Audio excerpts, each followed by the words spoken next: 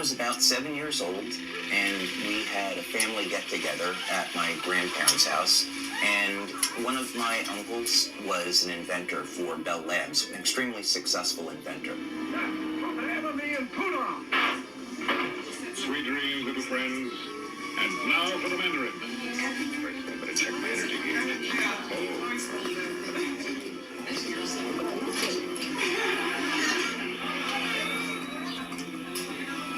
My cousins, they said, hey, let's break away from the adults, and we want to go take a look at something. Brace yourself within my grasp.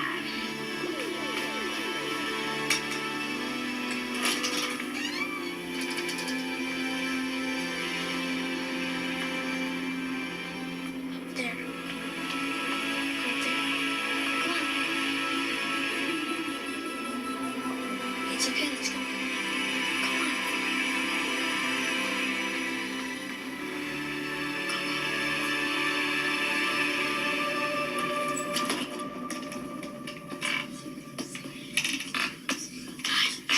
So we went up into the attic.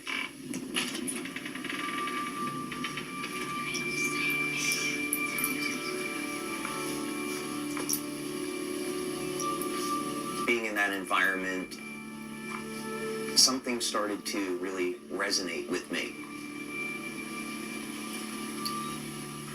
I just thought this was the coolest thing.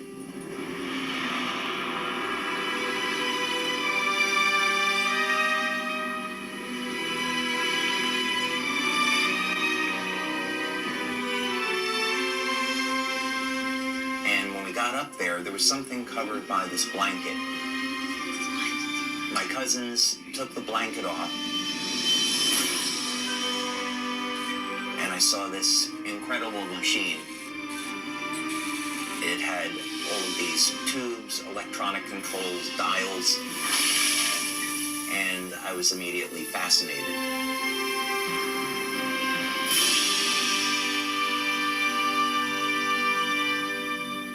It was then that I knew that I want to be an inventor when I grow up.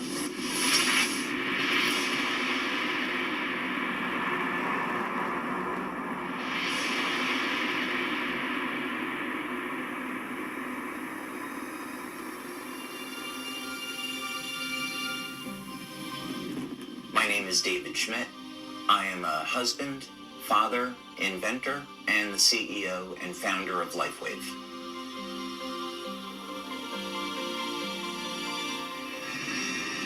From when I was young, I always had an interest in exploring the world and learning about how things work. We didn't have the distraction of cell phones and computers, so I spent a lot of time outside with my friends, exploring the natural world, looking at insects, going for walks in the woods, and trying to understand how all these things in nature function and enjoying the beauty of it.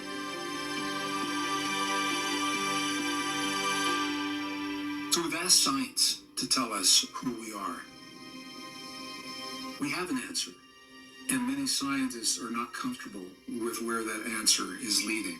The origin of life problem is, I think most scientists today claim that that is the most difficult problem, and we still face it. Sometimes people talk about, well, we could create life in the lab, but in that case, it's usually an intelligent design explanation because you have the scientists with their intelligence, bringing together chemicals, not that they find in nature, but from a chemical supply company, and then putting them together in some very intentional way. Science is arriving at the place where our ancestors invited us to begin. And that is with the understanding that we are part of, rather than separate from, the world around us. Could it be that who or whatever is responsible for us left us a message? If this is true, where would we look for proof? God has left his fingerprint in nature and in natural design. And by studying nature with this perspective, we can unlock some secrets that have been hidden.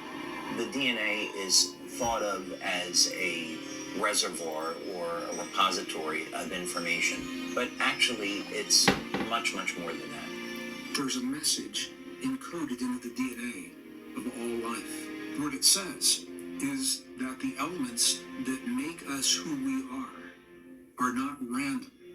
And as we begin to embrace what that means, that we're part of everything that we see happening in the world, it gives new meaning to what it means to be human.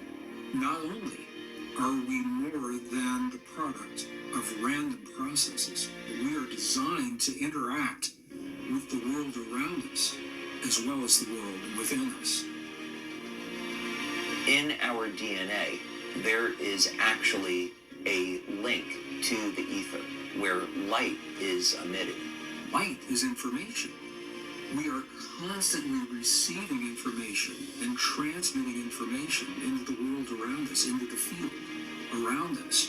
Light, as it turns out, is the primary control mechanism for everything else that happens in the body.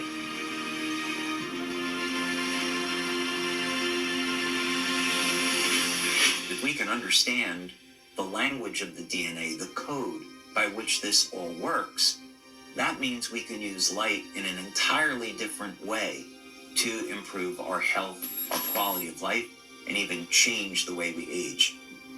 What if we could have an external electromagnetic field that would essentially reset the stem cells that are already in our bodies and get them to function like younger, healthier cells? What if we could embed wavelengths of light into water that would trigger the regenerative mechanisms and cause people to heal at a rate as when they were younger? What if we actually found out that in a book that was written thousands of years ago, that information already existed?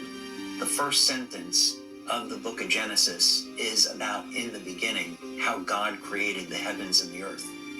So when God was creating the heavens and the earth, there was a mathematical blueprint, and that blueprint shows up in nature. And it happens to show up in organisms that don't age. The mathematical codes are identical. The implications to this are absolutely extraordinary. There's a new philosophy that is emerging in the scientific community. And the philosophy simply says that consciousness informs itself through its creations. And I think it's no accident that it's only now, at this time in history, only now, that we find the message that reveals the deep truth of our existence. The question is, what is our potential? What are the limits of a human body? What drives me is that there's this enormous sense of hope that we can create technology to generate clean energy, that we can have foods that aren't genetically modified, and we can meet all of the needs on the planet that we have to, and that we can heal people and give them their lives back. In the beginning, God created the heavens and the earth. There is more information there than most people would ever realize.